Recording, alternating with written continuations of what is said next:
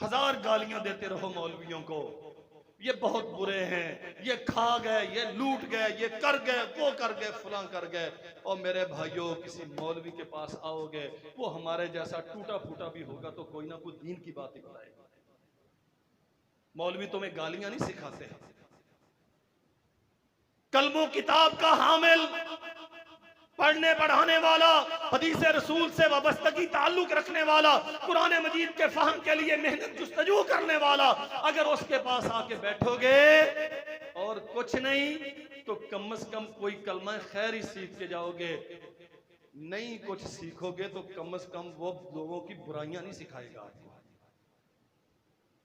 फलियांजुर अहदुकुम मन युखालिल, हुक्म है, हम सबको हुक्म है, हम देखें हमारी बैठकें कैसी हैं, कितनी कितनी देर हम बैठते हैं।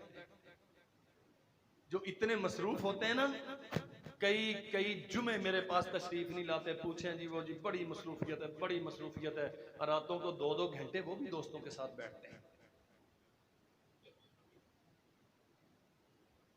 मैं बैठने का मुनकर नहीं, बैठे, लेकिन पर्पस क्या है आपकी ये सीटम का, बैठते क्यों हैं, मकसद क्या है, किन के साथ बैठते हैं। कोई इल्म फजल वाला है, कोई कुरान मजीद की बात करता है, कोई अल्लाह के जिक्र करने वाला है, कोई रसूलुल्लाह की सीरत का शनावर है, कोई असहाबे मुस्तफा का मुहिब है, जिसके साथ बैठने से आपकी रूह ताज़ा होती है, जरूर बैठिए। लेकिन अगर सिर्फ बकवास करने के लिए बैठते हो, अल्लाह के नबी ने फरमाया जिसमें अल्लाह के दीन की बात नहीं, मुझ पे दरूद नहीं, वो मजलिस बकवास है।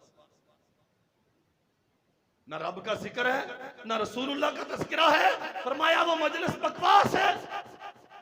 किस लिए बैठते हो? ये जो डिजिटल आपकी कॉन्फ्रेंसेस हैं, आप बैठे हुए हैं, 2-4-10 कंजर आपके सामने नाच रहे हैं, आप हैं, आपके बच्चे हैं, बेडरूम में कमरा लॉक है, आप समझते हैं कोई देखने वाला नहीं है। और मेरे भाई, जो तेरा बिहेवियर सुबह होगा, वो जो उल्टे सीधे करके तू कपड़े पहनेगा, नए फैशन की डिमांड करेगा,